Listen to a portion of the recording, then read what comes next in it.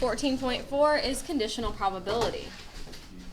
So, vocabulary in this particular unit or chapter is super, super important because vocabulary is the foundation of probability. Unlike with algebra, you can usually figure your way out using algebra. This is a little different. So it says the probability that an event B will occur then, the probability that an event B will occur given that another event A has already occurred is called a conditional probability. Conditional probability exists when two events are dependent. Two events are dependent events if the occurrence of one event affects the probability of the second event. This changes the set of possible outcomes for your selected second selection.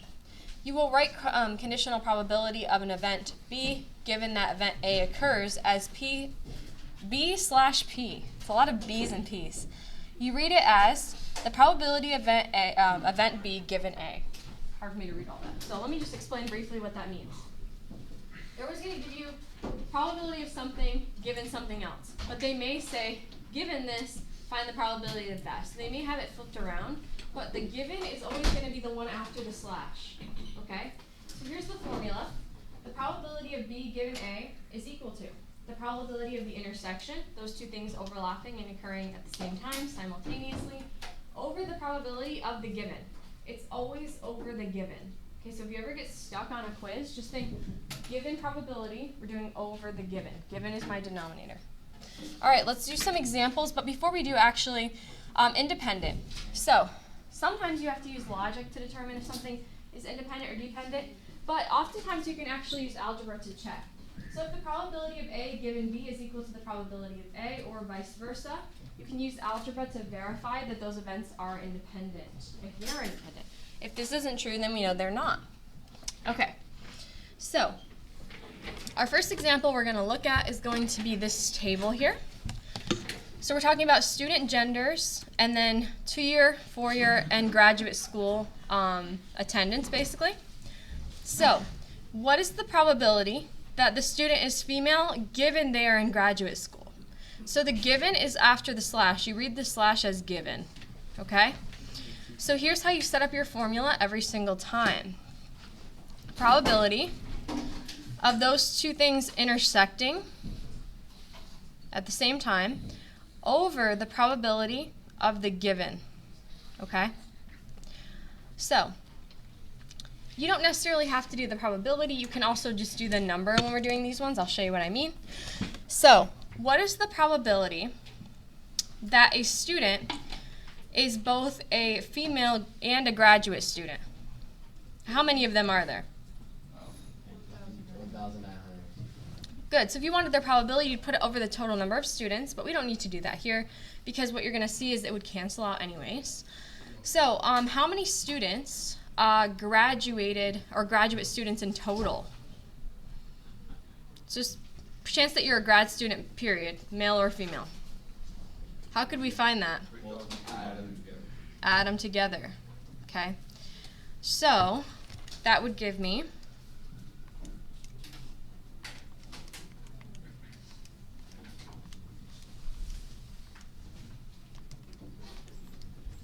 0.67. So about 67%.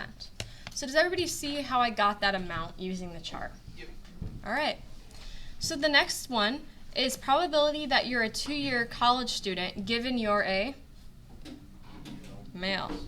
So first we want to find the probability of those two things happening at the same time over the probability of what? The given, which is male. Whatever one comes at the end is the one that goes on the bottom. Okay? Sure. What made you do upside down U the first time? Oh, you're right. I should have done an upside down U here too.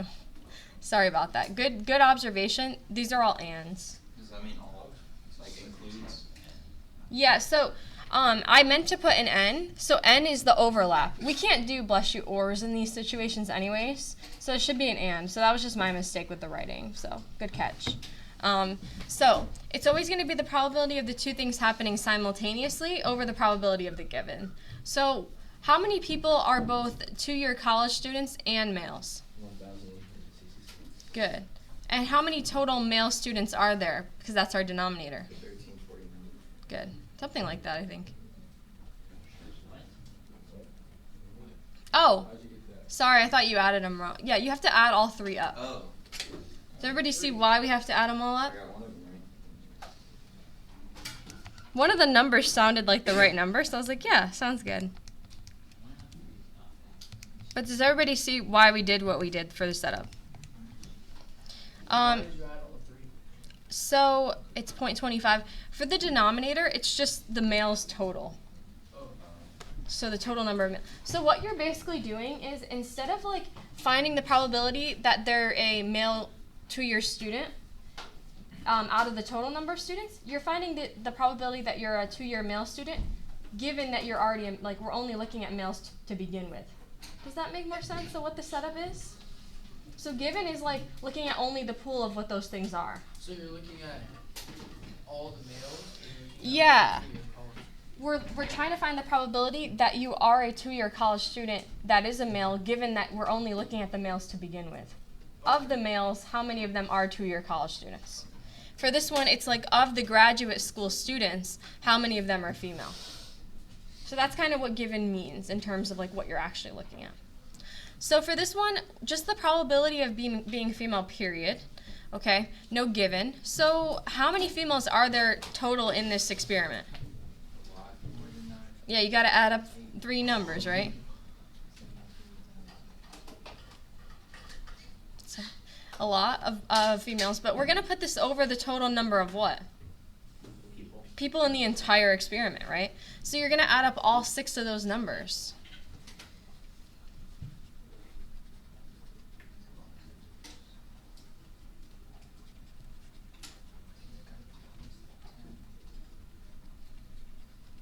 Yeah, so it's 3 numbers over 6 numbers. So it's just a lot of calculations, but nothing super like difficult or anything like that. It's good to practice typing these in because it's easy to prone to like a simple error.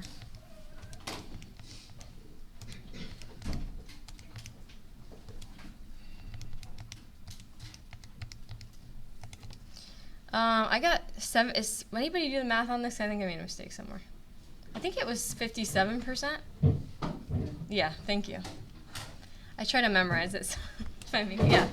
Why do you put the P in the brackets? Why do I do that? Yeah, on some of the P in the brackets. That's to talk just referring to the probability of. So when you write that. Like, when do I write it? Yeah. All the times I did write it. Like, what do you mean? I got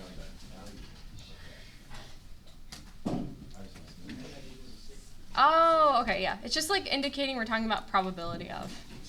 Yeah. Okay. All right. So, what is the probability that you are male? What is this second part? How would you read that? all people in 4-year college. Yeah. So we're looking at how many people are both males and 4-year college student over the total number of 4-year college students, right?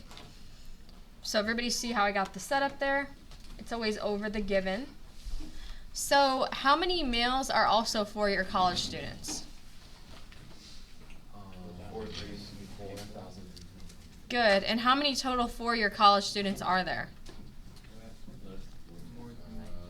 9,800. Something like that. Does everybody see how I got the setup on that one? So 4,324 divided by the sum of those two. Bless you. And you should get approximately 0.44 when you do the math.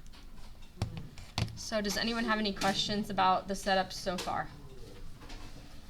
Yes. On the first one, when I put in my calculator, I got 60.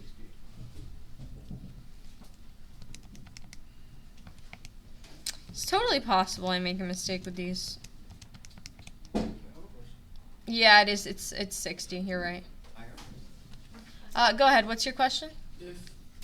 If we round the decimal, do we put equals or plus? Oh, you mean instead of like the symbol? Technically speaking, as you go into higher math, you want to use that if you're ever rounding, but I don't really enforce it too much in this level class. I do in calculus though. But good question. It is a good thing to get into the habit of. Any other questions? Okay. So it says in a survey of 743 teenagers, of those surveyed, 51% use Facebook, 72% use Instagram, and 42% use both. Given that a teenager uses Facebook, what is the probability they use Instagram? So we're going to set up our probability statement. So we're trying to find the probability that they use Instagram, given they do what? Use Facebook. So do you see how here the given statement was given to you before the probability was asked? They just switched it around. That doesn't change where we place them. So you always have to use reading context. So for anybody signed up for AP Stat next year, that's why it was important that we look at your reading scores and tell you ahead of time that this is what you're going to have to read through the lines in these problems. So we're going to do the probability of the two things occurring at the same time over the probability of what? The given, which is Facebook. So, I'm going to write everything as decimal instead of percent when I do the calculation. How many people use both? 0.42 over how many just use Facebook? 51. Good.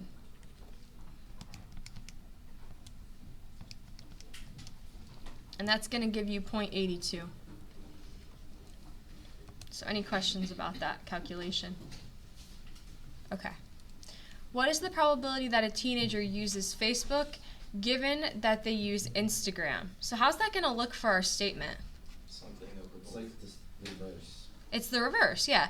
So it's Facebook given Instagram, right? So what's not going to change from the previous one? The numerator? The numerator stays the same. It's always the and over. What's going to change down here? It's going to be 72. 0.72 because the given is now Instagram instead of Facebook, right? So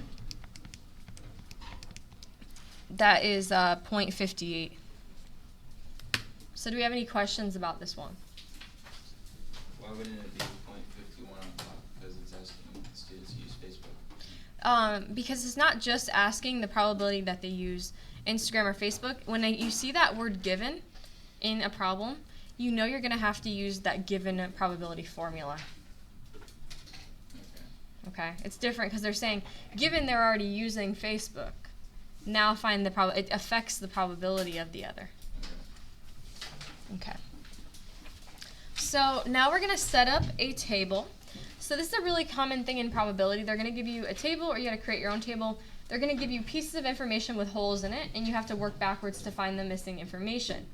Before I go into filling in my table, I'm just going to let you know I'm going to write these all as decimals instead of percents, so don't be alarmed by that or anything. So I'm going to read through and see what it tells me. Students at the Adams School for Arts revealed that 62 prefer classical music when studying rather than no music at all. 37 students indicated that they are left-handed. Of those surveyed, 14% said they are left-handed and do not prefer classical music. So we're going to work right here first. 14% said they are left-handed and do not prefer classical music. Where would I put that 14%? Middle left. Middle left, 0.14. Then it says 37 indicate they are left-handed. Where's that going to go? Bottom left. Bottom left, because that's the total number of left-handed people. And then they say 62 prefer classical music when studying. Where am I going to put that? Yep, top right, because that's the total number of people who prefer classical music. So believe it or not, we can actually work through this entire table with just this information. Now we're dealing with percentages here, so we know the total is going to have to add up to what? 100%. As a decimal, it's going to be 1, correct? So that's going to help me work my way through the table. So I know that if I have 0.37% left-handed people and 14% of those do not prefer classical, how can I work backwards to find those who do? 37 Good, 0.37 minus 0.14, and that's going to give me 0.23. Because these totals have to add up each time. Now that I know how many left-handed prefer classical music and the total, how can I find the non-left-handed? 0.62 minus 0.23. Exactly. And that gives me 0.39. So we're left with this section here. Now I know the total has to be 1 or 100%. How can I work backwards to find the do not prefer classical music total? 1 minus 0.62. Subtract. So I get 0.38. And then same kind of idea for the rest of it. 0.38 minus 0.14. 0.24. And then lastly, I can add these together to get this bottom category. Now what I think is really cool at the end is you can check and verify that your work is right, because it's easy to make a simple mistake. Here's how you can check. These two have to add up to this, and these two have to add up to this. Does everybody see how that works out? You can verify your work by checking that. All right, so now that we have our table filled out, we can use it to find some probabilities. First question says, given that a randomly selected student is not left-handed, what is the probability that they prefer classical music? So I set up my probability statement, P of probability they prefer classical, that's going to be C, given slash not left-handed, squiggly L. Okay, not left-handed. So everybody see how I set up that probability. So what that's going to look like is the probability of those two things happening simultaneously over the probability of the given. So how many, or what's the probability that a student likes classical music and is not left-handed? 0.39. Over, what's just the probability of not being left-handed in general? 63.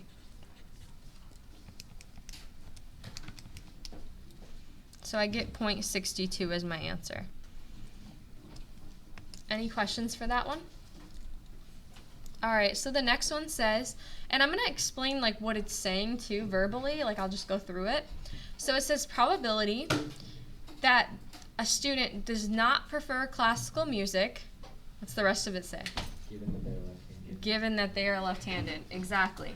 So that's going to look like this on the top.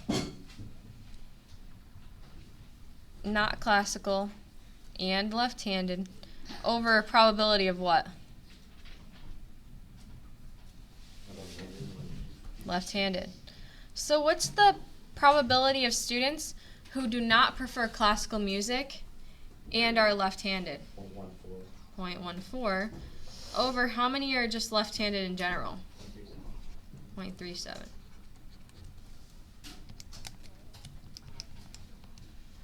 So 0.38. And then how would you read this one, letter D? Person they're left-handed and classical. Left-handed given that they don't like classical. Yep, left-handed given they don't like classical. So what you're going to notice is the top of this one going to be any different than the top of this one, the numerators? No, because not classical and left-handed is the same thing as left-handed and not classical, right? So the top is going to stay the same. It's the group of people who don't like classical but are left-handed. What's going to change about it? What are we looking at for our denominator? People that don't like classical. Well, Don't like classical, which is 0.38. So that should be 0.37. I didn't have to do the math because, like, see how it's just the flip of that one, division-wise? So does anybody have any questions about this procedure so far? All right. We got one more thing to do together, and this is a really important one because this comes up a lot.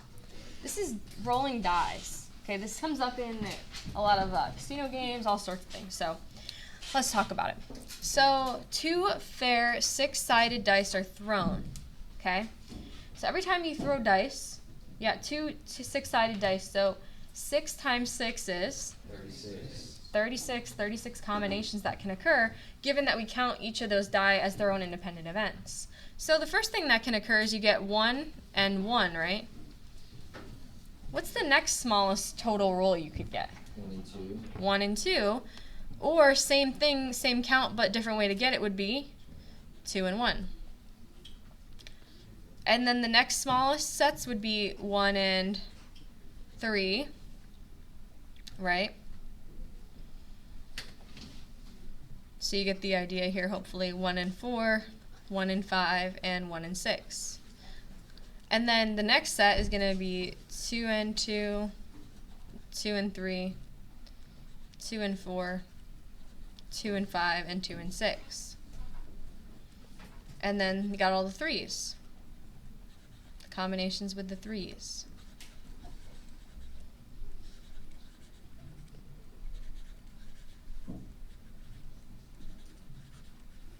Then all the 4s.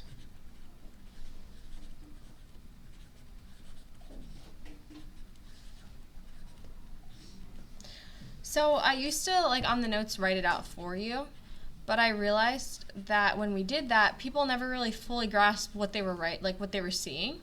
So it helps you to write it because you really realize all the different combinations you can get as you're writing them. Helps you really understand what you're looking at.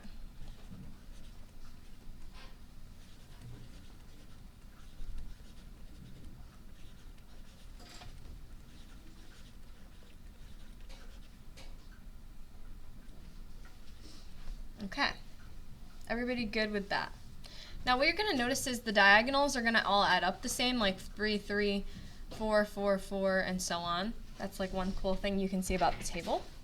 So let's go through and answer some of the questions. So when I first saw this question out of the textbook, this first one actually confused me for a second because of how it's worded, so I want to give you some little background extra information. So it says determine the probability of rolling a 4. They're not saying like a total of 4. That's what I thought at first. They're saying that you get a roll and at least one of those dies is a 4. Okay? So let's talk about all the ways that can happen. You get at least 1 4.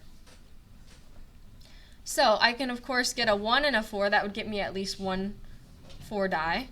I could get a 2 and a 4. A 3 and a 4. What about this row right here? The whole thing. The whole entire thing. Okay? Or this one, or this one. Now, you're not going to count the 4 4 twice because it's saying at least 1 4 that counts as a 4. So, how many of these choices are there? 11. So that's 11 out of 36. That'll give you a 4. Everybody see how we got that? Okay. Another way you could have thought about it is, for the first die that's rolled, you could think it's 6 out of 36 plus 6 out of 36 minus the 1 out of 36, which is the overlap, like we learned about in the last few lessons. So the next one says, determine the probability that the sum of the 2 dice is 10. So this one to me is a little more intuitive. Yes. So we could have, what 2 would add up to 10? 5 and 5. 5 and 5, what else? And these 2, right? So those would all add up to 10. So that's going to be 3 out of 36. Everybody see how we got that? Okay. Next one says find the probability that one of the dice shows a 4, given that the sum of the 2 dice is 10. So we're going to write our probability statement. Find the probability that we get a 4 given the sum is 10.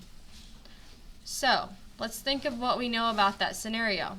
We know the numerator is the 2 things happening simultaneously over the denominator, which is the probability of the given.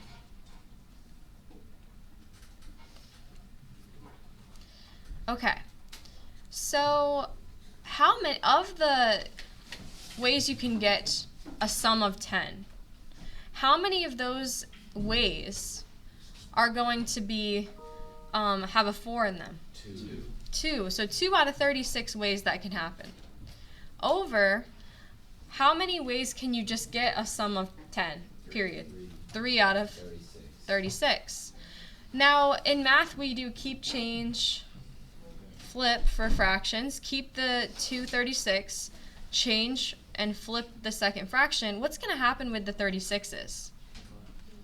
Leaving me with just what fraction? 2/3, which you probably could have reasoned your way through. If we're talking about the probability that we get a 4, given that we're talking about the grouping of ones that add up to 10, of the ones that add up to 10, there's 3 choices, right? And how many of those have a 4 in them? 2. So that's a more simplistic way of seeing it, but I wanted to show you how this formula works. Does everybody see how it works now? Okay. So our events, rolling a 4 and rolling a 10 independent. So let's talk a little bit about that. Now you can probably think your way through if it is or not, but you can also use the formula on the front of your notes. At the bottom here, it says 2 events are independent if and only if the probability of A given B is equal to the probability of A, or vice versa. That will always tell you independence if you have information about the events that you can calculate. So we already did the math. We said the probability of 4 given the sum is 10. We found that to be 2/3, correct? Now we would have to make sure that that amount is equal to the probability of just strictly getting a 4. What's the probability of just getting a 4 in general? 11 out of 36. Do these two numbers match? No, they're dependent. And the reason they're dependent is because if you're trying to get a sum of 10, in order to get a sum of 10, one of the ways that can happen is to get a 4. So those events do intertwine, and they are dependent. Now, there are some on the homework that are a little more tricky. I'll try to add some clues up on the board for that, but that's a way to check if you have the information. All right, I'm going to pass out your homework so you have some time to work on it.